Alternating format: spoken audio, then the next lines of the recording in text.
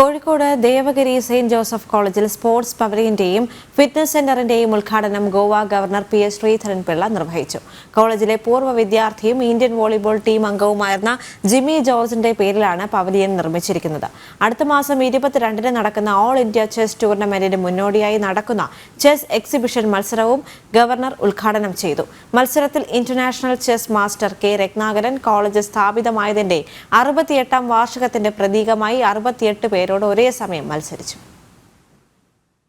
ഈ സ്ഥാപനത്തിന്റെ മഹത്തായ അതിന്റെ പിന്നിട്ട വഴിത്താരയിലെ ഏടുകൾ അറിയാവുന്ന ഒരാളായതുകൊണ്ടാണ് തീർച്ചയായും എനിക്കിതിൽ വരാൻ ഏറ്റേറെ സന്തോഷമുണ്ടായത്.